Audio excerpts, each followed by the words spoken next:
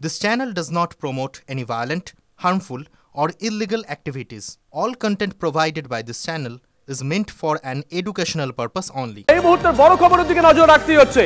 CBI তরফে সিজিওতে বিরূপাক্ষ বিশ্বাস, সন্দীপ ঘোষ এবং সুদীপ্ত রায় ঘনিষ্ঠ চিকিৎসক বিরূপাক্ষ বিশ্বাসকে সিজিওতে ডেকে পাঠানো হয়। সকাল 10টার কিছু আগে সিজিওতে গিয়ে পৌঁছন তিনি, কিন্তু তার কাছ থেকে কি জানতে চাইছেন সিবিআই আধিকারিকরা? সুপ্রিয় আমাদের সঙ্গে রয়েছেন আমাদের সহকর্মী সুপ্রিয়। মাসকট স্পিন কন্ট্রোল ল্যাবের পরীক্ষায় এটি প্রমাণিত। কেয়াসেট আলোপেক্স পেন্টা অ্যাক্টিভ নতুন চুল গজাতে সাহায্য করে, চুল পড়া বন্ধ করে। Keya Seth Alopex penta active 10 hair fall প্রবলেমের একমাত্র সলিউশন।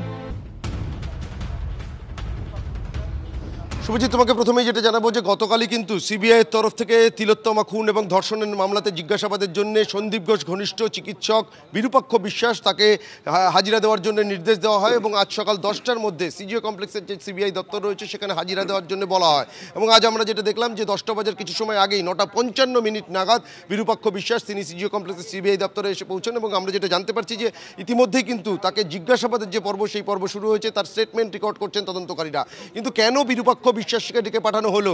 9ই আগস্ট যখন আরজিকর মেডিকেল কলেজ ও হাসপাতালের এমার্জেন্সি বিল্ডিংয়ের সেমিনার হল থেকে তিলোত্তমার দেহ উদ্ধার হয়েছিল, তার পরবর্তীতে সেই সেমিনার হলের যে ছবি ইতিমধ্যেই ভাইরাল হয়েছিল, সেই ছবিতে কিন্তু সেমিনার হল একেবারে ভিড়ে ঠাসা অবস্থায় দেখা গিয়েছিল এবং সেই ভিড়ের মধ্যে যাদের যাদের উপস্থিতি ছিল তার মধ্যে কিন্তু এই বিরূপাক্ষ বিশ্বাস, সন্দীপ ঘোষ ঘনিষ্ঠ চিকিৎসক এবং অন্যদিকে অভিক দে, দুজনের নাম নিয়ে কিন্তু বিতর্ক তৈরি হয়েছিল।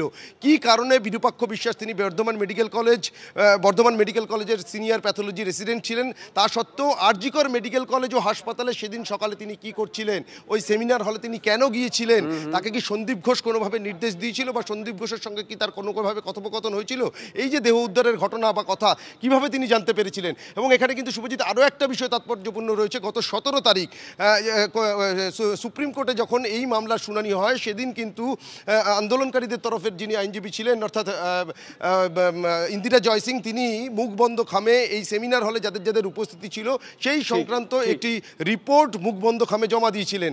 এবং অন্যদিকে আমরা যেটা সিবিআই সূত্রে জানতে পারছি, ইতিমধ্যে তদন্তকারীদের হাতে যে সমস্ত ফুটেজ এসে পৌঁছেছে, সেখান থেকে যাদেরকে সেমিনার হলে সেদিন দেখা গিয়েছিল তাদের কার কি ভূমিকা ছিল, তারা কেন গিয়েছিলেন, কি উদ্দেশ্যে গিয়েছিলেন, এবং সিবিআই কিন্তু বারবার যেটা বলছেন তদন্তকারী আধিকারিকরা। সুপ্রিয় সঙ্গে থাকো। বিরূপাক্ষ বিশ্বাস যখন সিজিও কমপ্লেক্সে ঢুকছেন তখন আমাদের সহকর্মী সুপ্রিয় তার সঙ্গে কথা বলেছিলেন, তখন কি জানিয়েছেন বিরূপাক্ষ? শুনুন। কথা বলে এসে আমি নিশ্চিত সেমিনার হলে আপনি ছিলেন, কথা বলে এসে আমি কথা বলছি। ঠিক আছে, আপনাকে কিছু ডকুমেন্টস আনতে বলা আছে? সন্দীপ বাবুর সঙ্গে তো আপনি ঘনিষ্ঠ ছিলেন। সন্দীপ ঘনিষ্ঠ বিরূপাক্ষকে সিবিআই ডেকে পাঠিয়েছে চিকিৎসক মহল, তারা বিষয়টাকে কিভাবে দেখছেন আমরা কথা বলেছিলাম বিশিষ্ট চিকিৎসক সুবর্ণ গোস্বামীর সঙ্গে, তিনি কি বলেছেন শুনুন।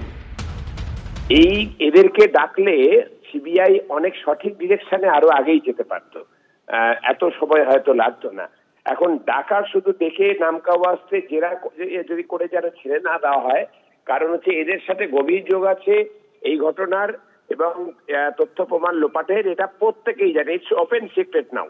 ফলে হচ্ছে যে সিবিআই কিন্তু যেন কোনো রকম ভাবে চেষ্টা না করে যে হচ্ছে এদেরকে ছুটকারা দিয়ে দেওয়ার।